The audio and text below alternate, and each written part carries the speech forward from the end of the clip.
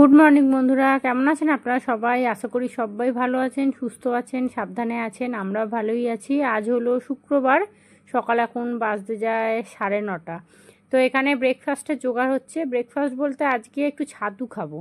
তো ছাতুটা সেই যেমন রাস্তায় যেমন তৈরি করে না, ওই কাঁচা লঙ্কা, পেঁয়াজ কুচি, তারপরে লেবুর রস, বিট নুনটা দিইনি, এমনি নুন দিয়েছি। বিট নুন আছে, কিন্তু কোথায় আছে কে জানে এখন।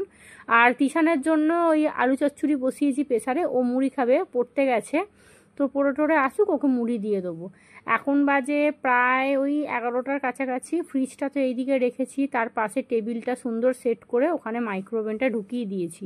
আর এদিকে কিন্তু ভাত বসিয়ে দিয়েছি, মানে রান্না করতে করতে ঘর গোছানো চলছে। ফ্রিজের মধ্যে কাটাপোনা মাছ ছিল, পেটির মাছ। এখানে পেঁয়াজ, টমেটো, কাটাপোনা মাছ, এখানে আদা রসুন সব বেটে নিয়ে চলে এসেছি। এখন তো সিলে মশলা বাটতে হচ্ছে। আর ফ্লিপকার্ট থেকে না আমি ওই মিক্সির 2টো বাটি আর একটা ওই ট্রাইপড অর্ডার করেছি, 13-14 তারিখ করে দেবে। তিশানকে একটু আগে দোকানে পাঠিয়েছিলাম, একটা সর্ষের তেল একটা সাদা তেল আনতে বললাম, কারণ তেলটা একদম শেষ হয়ে গেছে। আর এখন বোতলের তেল আনছি, তার কারণ হচ্ছে এখন ওই তেলের বোতলগুলো কোথায় যে এখন ঢুকে আছে, বার করে না ওগুলোকে মাজতে হবে, তারপরে তেল ঢালবো। এখানে পেঁয়াজ টমেটো ভালো করে মশলা কষিয়ে আলু দিয়ে দিয়েছি, ভাতটাও ফুটছে। আর এদিকে একটুখানি না মাছের তেল ছিল, ওটাকে একটু ভেজেছি। আর এই কড়ার মধ্যে গতকালকে কি ভেজেছিলাম, নিম পাতা না, করলা, দেখছেন ভুলে যাচ্ছি। ওই করলা ভাজা করেছিলাম, ওই তেলটা যেহেতু তিঁতকুটে তো, সেই কারণে ওইটা রেখে দিয়েছি। ওর মধ্যে একটুখানি নিম পাতা ভাজবো। একসাথে 3-4খানা নিম পাতার আঁটি নিয়ে চলে এসেছিলাম। তো ওটা ভেজে নেবো। আর ভাতের মধ্যে আলু দিয়েছি, নিম পাতা আলু সেদ্ধ করে মাখবো, আর ওই মাছের ঝোল, ব্যাস। আর এদিকে দুপুর এখন বাজতে যায় প্রায় 1:30। তো তন্ময় চলে এসেছে। ওই খাটগুলোকে না একটু টাইট দিচ্ছে, স্ক্রুপগুলো ওই কারখানা থেকে রেঞ্চ নিয়ে এসেছে। এখানে আমার নিম পাতা ভাজা হয়ে গেছে, আর এদিকে আমার কিন্তু মাছের ঝোলটাও রেডি।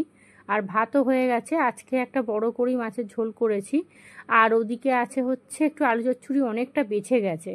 তো ওটা সাদা কন্টেনারে রেখেছি, ওটা ফ্রিজে তুলে রাখবার। দেখুন একটু সবজি বাজার করেছি। সবজি বাজার বলতে এই বারান্দা দিয়ে আমাদের মোটামুটি রাস্তায় যা জিনিস, মানে জিনিস বলতে যা বিক্রি করতে যায় সবই দেখা যায়। তো একটা হাঁক দিলেই দাঁড়িয়ে পড়বে। তো এখানে একটু তরমুজ নেবো বলে নিচে গেছিলাম, তারপরে একটু কুমড়ো দেখলাম, একটা চিচিঙ্গা, তারপর 2টো শশা নিলাম। আর চিচিঙ্গাটা তন্ময় খেতে ভালোবাসে, চিচিঙ্গা ভাজা দিয়ে রুটি।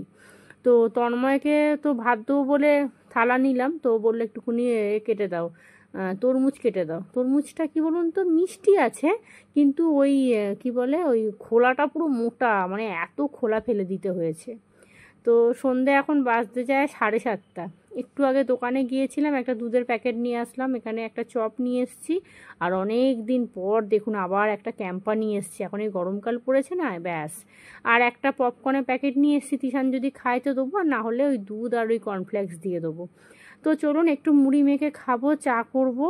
আর তন্ময় কিন্তু এসেছে, ও প্রায় 7টার দিক করে এসেছে। আমি তো শুয়েই ছিলাম, সারাদিন ওই ঘর পরিষ্কার করতে করতে শরীর ক্লান্ত। দুধটা জাল দিতে বসিয়ে দিয়েছি, এদিকে 2খানা বোতলে জল ভরে নিলাম। ফ্রিজে জল ভরবো, কিন্তু তন্ময় বলছে শরীরটা নাকি একটুখানি ম্যাচ করছে, মানে ভিতরে ভিতরে জ্বর আর কি। আসলে ওয়েদারটা দেখবেন এখন আবার 2টো দিন একটু ঠান্ডা ঠান্ডা লাগছে, ভোরের দিক করে সকালের দিকটা করে। আর রাত্রিরে রান্না বলতে ওই আছে, মাছের ঝোল আছে, মাছ আছে, ওটা একজনের মোটামুটি রুটি খাওয়ার মতো হয়ে যাবে। আর ওদিকে না আমি একটু ঘুগনির কড়াই ভেজেছি, ওটা আজকের জন্য না, ওটা আগামীকালের জন্য।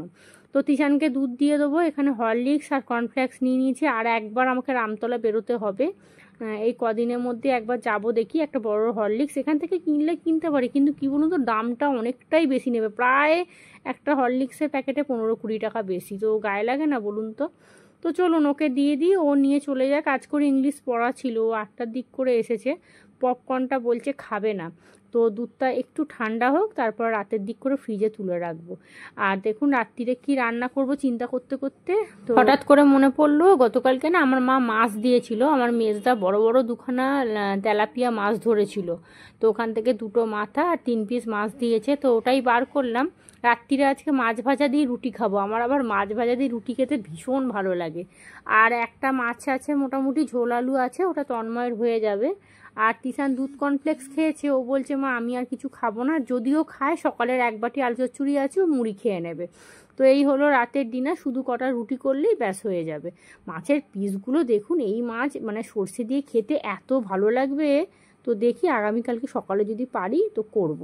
আজকে একটা মাছ আর একটা মাথা নেব আর 3 টুকরো মোটামুটি রেখে দেবো। তো চলুন, কটা বাসন আছে সেগুলোকেও সমস্ত মাছ দেওয়া। রাতের রুটি একদম রেডি, 3খানা লেচি এক্সট্রা, মানে একটু বেশি করেই করেছি, কালকে সকালবেলা তিশানের ব্রেকফাস্ট হয়ে যাবে।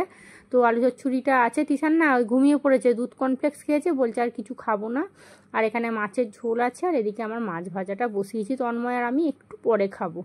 তো চলুন ভিডিওটাও এখানেই শেষ করব। আর এই ভিডিওটা খুব ছোট হয়ে গেছে, এখন আর ব্লগ করতে ইচ্ছাই করে না, সাবস্ক্রাইবই হয় না। তো চলুন সবাইকে আজকের মতো টাটা।